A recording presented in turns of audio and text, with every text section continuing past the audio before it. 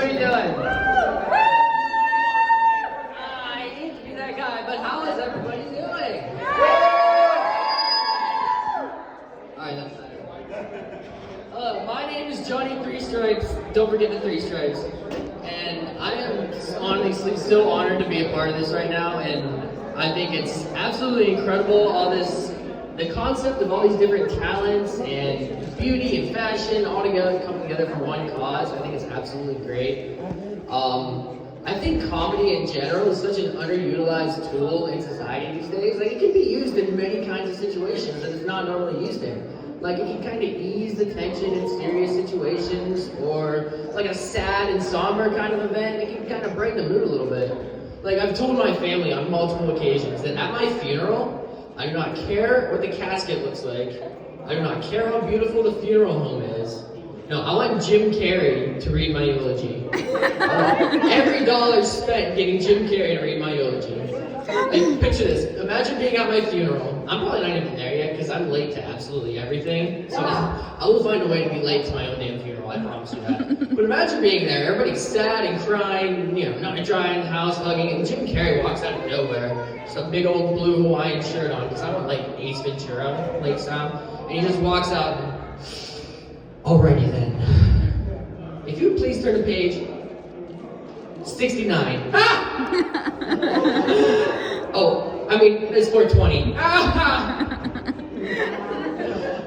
I'm insufferable. I'm not very good at impressions, but do you like how I use that word insufferable? Like, I actually know what it means.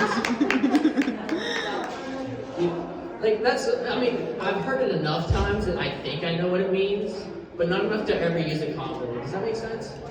Like, it's kind of like any semicolon I've ever used in an email or in a paper. I just kind of a shot in the dark, and I hope that I'm either right or nobody calls me out on it. But no, Jim Carrey would be really cool. Or Jeff Dunham. Really, any ventriloquist that would be great reading a eulogy. Could you imagine like a ventriloquist standing there, trying to give like a serious eulogy? Meanwhile, his dummy's freaking out the entire time because the thought of some of my body move. I'm just kind of like, shut up, no, shut up, no, shut up, no. But no, I think ventriloquists are really cool. I actually wanted to be a ventriloquist for a little bit. I did, but my wife, she said that I probably shouldn't do it. She said, you can't keep your mouth shut long enough to be a ventriloquist. I mean, she's not wrong. She's not. If both of us are standing up there with both of our mouths moving the entire time, it wouldn't be that impressive. We'd just be two dummies standing up on stage. No, my wife, she has a really good way of telling me that I shouldn't do something without telling me that I can do something. Like, for example, the other day I told her that I wanted to be a rapper. And she didn't say no. She said, if nobody listened to you in high school, what makes you think anybody's going to listen now? Okay, she wasn't wrong. She wasn't wrong. But that's the cool thing about being a comedian is that these people put me on stages, give me a mic, even put me in front of a DJ. Any one of these days, I'm just gonna like walk out onto a stage and let a beat drop, and I'll be all, you better lose yourself in the music the moment you own it, you better never let it go. And people will be forced to listen to me. It's perfect. They'll have to listen. And then if I am as bad as she says that I am, I can just play it off as part of the comedy act, and nobody will know the difference. It's perfect. It'll be perfect. Thank you. That's my rendition of what Macklemore would sound like if he rapped a real song. But don't worry, I'll stick to jokes in the meantime. I'll stick to jokes. But that's the cool thing about jokes and laughing is that whenever you laugh, your brain releases this hormone called dopamine, the feel-good hormone.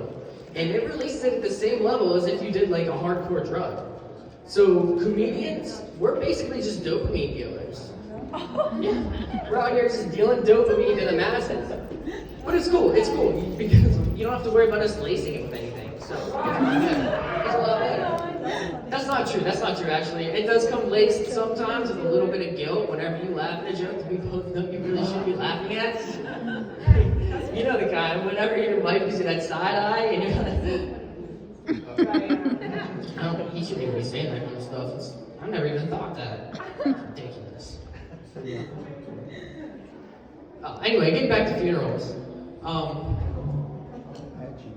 not laughing at that. You're not laughing? We're not laughing at the funeral. The world did lose a really important figure not too long ago, the Queen of England. And talk about a beautiful funeral. It was like the entire world paused to watch that funeral happen. But could you imagine if during the middle of that procession, suddenly Kevin Hart would just walk onto the screen, video footage still playing behind him, and he just breaks off with a, "I'll never forget the time I met the Queen Latifah." Oh, you're not too many damn queens up in here! Tell me Kevin Hart wouldn't make any situation better. Any situation. But no, yeah, that would definitely be perfect.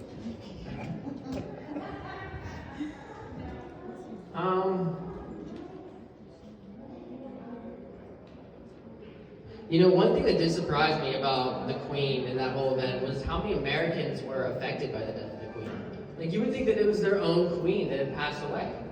Which, I mean, I get it, I do. Whenever I start seeing all the posts on social media about the Queen, I freaked out. I went running out to the kitchen to my wife and I was like, babe, I think something happened to Nicki Minaj. Boy, was I relieved when she told me what really happened. Hashtag, that's my queen, right? No, she reminded me right away that I only have room for one queen in my life. Right. No, this is jokes. We have a great marriage, we really do, my wife and I. We've been happily married now for 1 year. Thank you. No, collectively, we've been married 3, but happily, we've married 1. So, the first year was a COVID year, so that counts as at least like 3 to 5. That dragged on forever. But no, my wife, she puts up with a lot, she really does. Like, this boyish, childish energy that you see, this isn't just like a stand-up thing, this is 24/7. And I promise you, it's so much worse whenever I get excited about something. For example, I grew up thinking my mom was the most beautiful woman in the world, okay? I told people that all the time. You cannot tell me any different. People used to make fun of me, I'd get into arguments. I spent my entire life defending the fact that I thought my mom was the most beautiful woman in the world. Until I met my wife. And she agrees with me, so I don't have to argue anymore. It's great. I love her. But no, my wife, she's beautiful too. She really is. She has one of those smiles that just absolutely lights up a room. And guys, if you think that it's wonderful and great to marry a beautiful woman, it's not. Okay? It is not. It is not a win. It is not a flex to marry a beautiful woman, because society will find ways to remind you every single day that you are out of your league. I promise you that. I promise you that. No, not too long ago, we were at Dollar General getting some groceries or whatever, and we're getting ready to check out, and I'm standing there, and I realized that I forgot to grab Pop-Tarts. I said, babe, I gotta grab some Pop-Tarts, I'll be right back. And she said, we're getting ready to check out. Do you really need a Pop-Tart every single morning? I said, do you really need an allergy pill every single morning? And she said, well, yeah, if I don't, I'll be miserable for the entire day. I said, checkmate, answer your own question. So as I'm going back to get the Pop-Tarts then, I know I'm doing like speed walk through Dollar General. You know the speed walk when you're grocery shopping? Like, because for some reason, nobody can walk slow when they're grocery shopping. Everything's in a hurry. And I can't sprint, because if I sprint, I'll get kicked out of Dollar General. And I cannot get kicked out of another Dollar General. That's embarrassing. According to my wife. I don't really know. But I'm going back there and I know exactly what I want. I've been having the strawberry every morning and they've been slapping. So I go grab a box of strawberry, and right beside the strawberry is the blueberry. And I don't make the rules, okay? But when it comes to food or drink, if the red is good, the blue is better. That's just the law of the land. I don't make the rules, it's just the way it is. So I'm sitting there trying to decide which box that I want. And she's getting ready to check out, so I don't have time to make a decision. So I'm just gonna grab both. And you may think that I have commitment issues, but that's not the case, all right? I get the 16-pack boxes. I don't get the little 8-pack boxes. No, those are for kids and women. I don't deal with those.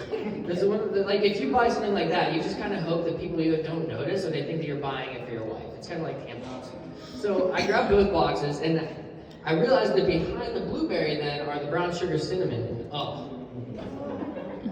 That is my favorite Pop-Tart right there. For some reason, that's like the only flavor my mom would buy whenever I was growing up, but I'm not mad about it. So biting into one of those is like biting into my childhood. So I'm not about to leave them on the shelf like that and do them like that. So I grab that box, and then as I'm turning, something catches my eye. I see a box of frosted Boston cream pie donut flavored Pop-Tarts. Dude. That is my favorite dessert and a Pop-Tart. There is no way that doesn't slap. I didn't even know those existed. All right, I'm not leaving this store without those. So as I pick up all 4 boxes then, I'm doing the speed walk back, and this time I'm using my chin to hold them down because like I didn't get a basket or a cart because I'm a man. I don't need to. So I'm going and I'm walking back, and suddenly the brown sugar cinnamon falls out of my hand and falls onto the floor, and and this is a small town called General, so literally everybody can see the chaos that's ensuing at that point.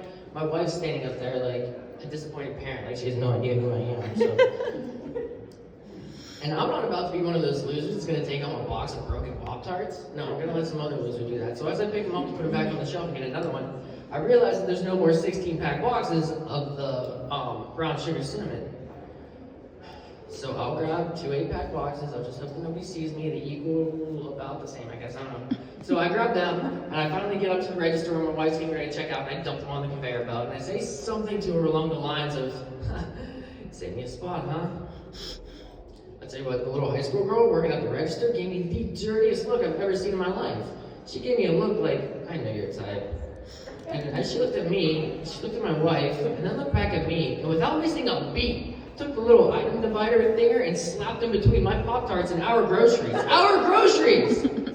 Like, yo, what makes you think that we don't, but she's and like, I was so shook at the point, I didn't even say anything. I ended up paying for my own damn Pop-Tarts.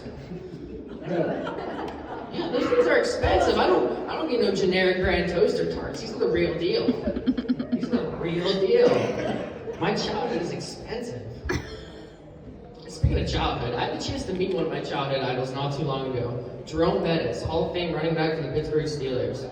And he was at a signing event in Pittsburgh, and I was so excited. I was going to take a jersey from my childhood to go have him signed, because what could be better than having your childhood idol sign a jersey from your childhood? Only one thing, my wife was going to, and she was going to buy an adult-sized jersey that I could wear around also to have him signed. Perfect. So we're standing in line, we're getting to the front, and I am hyped at this point. I'm so excited. I lay down my jersey from my childhood, and he asked me my name. I said, "My name is Johnny3Stripes, don't forget the 3 stripes." So he writes on it, "To Johnny3Stripes, love Jerome Bettis." I said, "Thank you so much, can I get a picture please?" He said, "Yeah, absolutely." So I hand my phone to my wife. I hand my phone to my wife, who I was holding hands in line with. She snaps a photo. I say, "Thank you very much, Mr. Jerome Bettis," and I'm admiring the jersey, I'm looking at it, I'm on cloud 9. You can't tell me nothing at this point, all right? And as she lays down the adult jersey, she says, "Thank you for signing my husband's jersey. You have no idea what this means to him." And that's when I hear my idol say, "Oh, well, I put your brother's name on his jersey. You wouldn't put your husband's on this one." I said, "Huh? Did you get too many concussions to think that we can't be together?"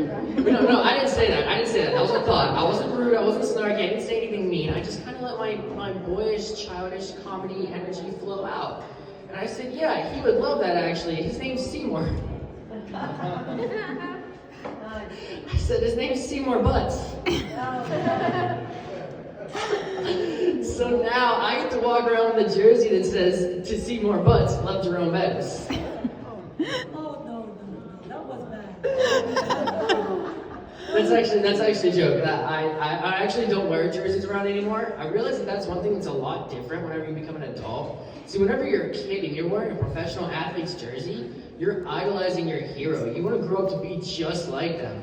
Whenever you're an adult, it's not quite the same anymore. It's not. Instead of idolizing your hero, at that point, you're just wearing another man's work shirt. Yeah, touchdown, Daddy. I'm kidding. I'm just really buried that the Steelers keep getting rid of my favorite players. That's all that is. Speaking of work shirts, I had a job interview not too long ago, and it was the perfect opportunity to let my boyish, childish energy out to kind of ease the tension in the situation. You know how tense interviews can get. It's crazy. But I walked into the office and I introduced myself to the boss man. I said, "Hi, my name's Johnny3Stripes. Don't forget the 3 stripes."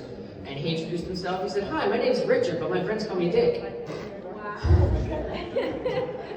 I said, "Oh, that's really cool. My friends and I call each other the same thing." But no, I told him, I said, "Honestly, I wish my parents would have named me Dick. I do. I might even get my name changed to Dick. And there's a reason for it." I explained it to him. I said, "There's a reason. Whenever I have a son, I'll name him Dick too."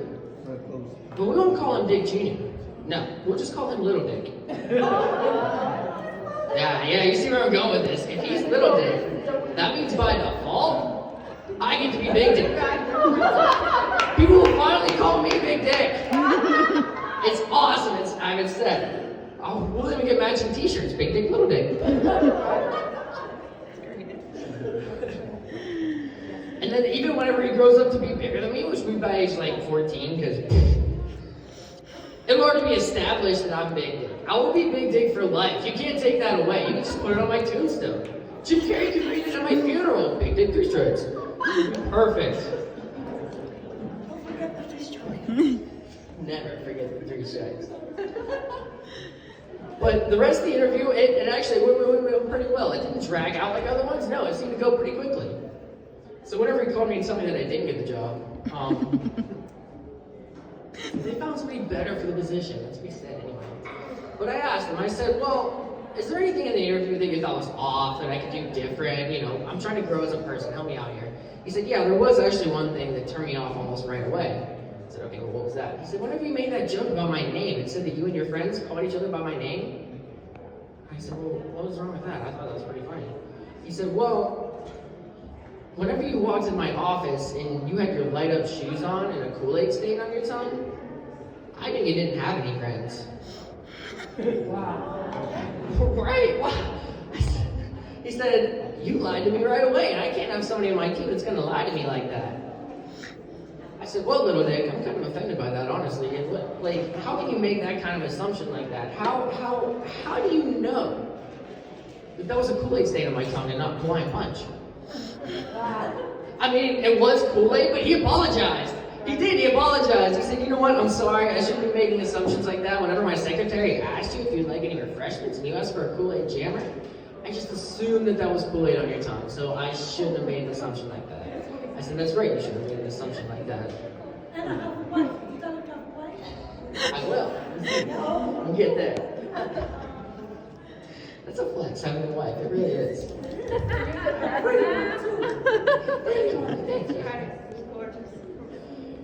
And so, no, he did apologize, he did. I said, okay, was there anything else about the interview that you thought was off or something else that I should do differently?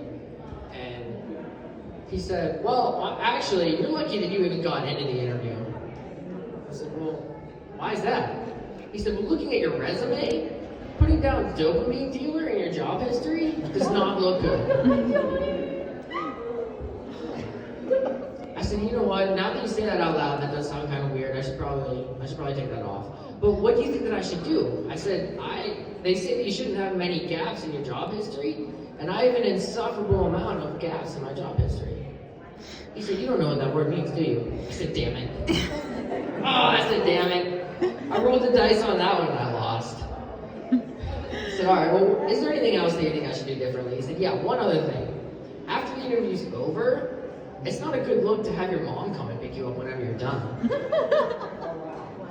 And I mean, I was kind of confused, honestly. I thought about that for a second. I was like, oh, no, sir. See, that wasn't my mom that came to pick me up. That was actually my wife. He said, oh, well, I have one last piece of advice if you're willing to listen. I said, honestly, dude, you dragged me through the mud this entire phone call, so yeah, what's one more piece of advice? He said, it's not big. I would just keep my options open if I were you.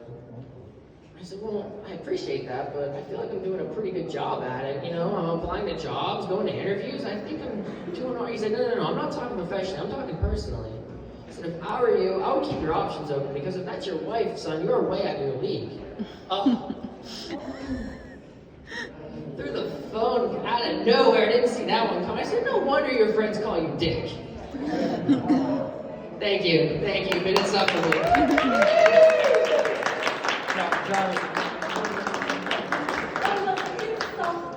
Johnny, give out your social media. your social media. Oh, yeah, fine. Johnny3Stripes. Don't forget the 3 stripes. I'm on Instagram, TikTok's my main social media platform, Twitter, all of them. I have cards if you're looking for cards. So make sure you take one with my name on it. I also have stickers that say, be you, they'll adjust. On it. So make sure you pick up some of those, get a card. Thank you so much for inviting me. Is there anything else I need to remember? Okay, that's it. You can clap now.